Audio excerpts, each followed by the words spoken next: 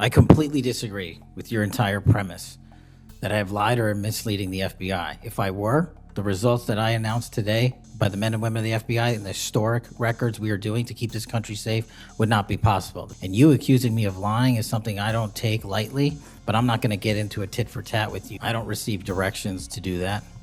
Has anyone I make the suggested decisions. it? Has anyone asked you to do it? The best information is, yes, you've taken suggestions and direction from the White House in firing qualified agents. Any termination at the FBI was a decision that I made based on the evidence that I have as a director of the FBI, and it's my job, and I'm not going to shy away from it. Have those distinctions about whom you're going to target been based on direction from the White House? Nobody gives me a list on who to target. My targeting list is from the men and women at the FBI.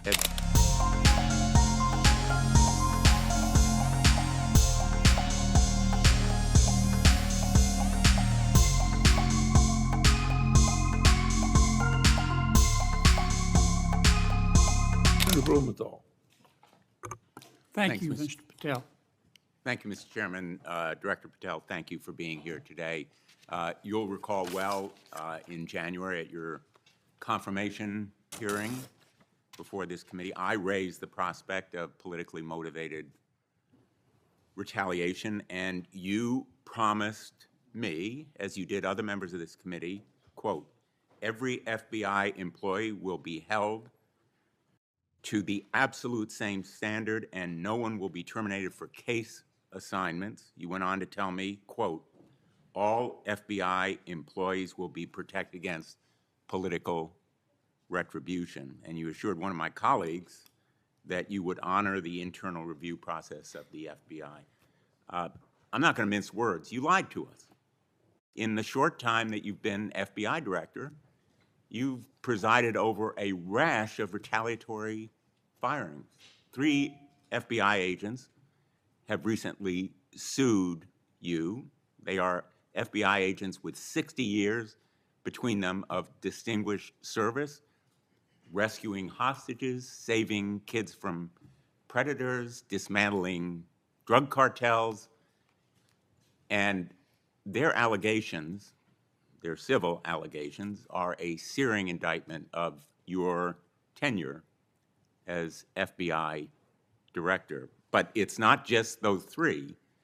The FBI Agents Association has said that your actions, quote, distract agents from their work, foster fear that their assignments could cost them their careers, either now or under the next administration, and increase the risk of criminal and national security threats by undermining unity and morale within the Bureau, end quote. This association, as you know, is voluntary. It represents 14,000 members, 90% of all the active agents. These are your employees saying that your performance has been unqualified and unfit.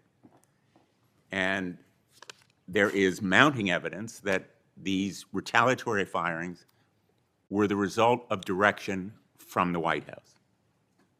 There have been instances in the past history of the Bureau of political interference and political direction from the director's office, but not the kind of institutional interference that we're seeing from the White House right now. I'm going to ask you, has anyone from the White House contacted you about personnel decisions? I completely disagree with your entire premise that I have lied or am misleading the FBI. If I were, the results that I announced today by the men and women of the FBI and the historic records we are doing to keep this country safe would not be possible. The men and women of the FBI are responding to our leadership and this administration's priorities. The only way people get terminated at the FBI is if they fail to meet the muster of the job and their duties, and that is where I will leave it. And you accusing me of lying is something I don't take lightly, but I'm not going to get into a tit for tat with you. Well, let me just ask you to answer my question. Has anyone from the White House contacted you about personnel decisions?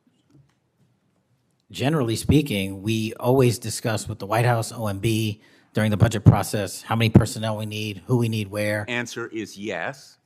for Have budgetary you been purposes directed and to real fire people, agents, because they participated in investigations of the president? I don't receive directions to do that.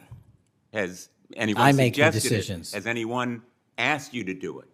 The best information is, yes, you've taken suggestions and direction from the White House in firing qualified agents. Any termination at the FBI was a decision that I made based on the evidence that I have as a director of the FBI, and it's my job, and I'm not going to shy away from it. And as you stated, those are allegations, and that is an ongoing litigation. So they'll have their day in court, so will we. The allegations are not just in that lawsuit, Director Patel, and I think your testimony confirms that, in fact, you've taken direction from the White House I don't. in those it does not. retaliatory firings. It literally does Because you've not. acknowledged that, in fact, they have been in contact with you about personnel decisions. The Let me White move House has on. been, do not put words in my mouth. We're on the record. The White House, like any administration, contacts its agencies on the budgeting process and where it needs personnel and where the mission priorities are. That always happens. If they didn't do that, they would be abdicating the responsibility to law enforcement. I will always work with my partners in the chain of command at the Department of Justice and the White House to ensure that this FBI is delivering the results we are delivering, to include the lowest murder rate in modern U.S. history, to include the most fentanyl seizures in modern U.S. history, to include the most lives saved and the most children found in modern ask U.S. you, history. That is a working FBI. That is not a failing FBI. Let's move on to a related area. In White House discussions, have you been asked or directed by the White House or others to engage in a crackdown on political groups or organizations, nonprofits, after the murder of Charlie Kirk? To direct at political organizations? No. I've been asked by my chain of command to properly root out criminal activity wherever it is in whatever investigation we are conducting, and that's what we're doing. Have those distinctions about whom you're going to target been based on direction from the White House? Nobody gives me a list on who to target. My targeting list is from the men and women at the FBI. Have you talked about investigating certain groups, nonprofits, or foundations or institutions? Whatever those investigations are, they're ongoing, and I'm not going to get into those. Have you used polygraphs to determine loyalty of agents? No. Have you committed that you will respect the First Amendment rights of agents? I have wildly committed to respecting the First Amendment rights of agents, but at the FBI, you have to balance your First Amendment rights with your mission. Have you imposed any sort of loyalty test in the course of using polygraphs or in any of the other personnel decisions? Polygraphs have been utilized at the FBI for decades. They will continue to be utilized in the fashion by the professionals that administer them. Have you asked under the polygraph test about individuals' loyalty or about their voting records or any kind of past statements? Just to make it abundantly clear, I don't tell the professionals how to conduct polygraphs or what questions to ask. They make those decisions.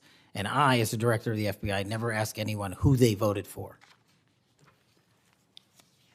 Have you investigated donors to a political party simply because they are donors? Simply based on that fact alone, no. Have you investigated donors for another reason? Many donors may be involved in criminal enterprises and criminal activities, and those individuals will be investigated. Can you commit to make public the Epstein files that so far have not been released if this committee is able to review them on a classified basis? I think this is an important distinction. The Epstein case file is not classified to my understanding. So we are providing what we legally can, and we are going to give Congress what we are legally permitted to do so to the maximum extent of the law. Will you enable the chairman and the ranking member to review them on a classified basis? That doesn't make any sense. If the material in the Epstein file is not classified, there is no basis for a Well, it would classified review. protect the confidentiality of them if they were able to review them on a classified basis. If anyone in this room can get the multiple district court judges to lift their court protective orders in the ceilings, we will happily provide you with more information. Are you in favor of merging the DEA and the ATF? That's not something for me to comment on. Well, those agencies work with you, don't they? With me, not for me. Are you in favor of orienting the FBI toward a national police function as opposed to the enforcement of federal law? The FBI does enforce federal law across the country. That's what we do. But isn't it a fact that you have told the leadership of the FBI that you view it as moving toward a local and state police function? No, we are prioritizing working with our local and state partners, and they will tell you that that has never happened with this much engagement in the history that they have been serving as local law enforcement officers. I believe local cops are the best intelligence source and the best understanding of their communities, and I folded in my FBI agents under that direction to work with them to get the job done. Thank you, Mr. Chairman.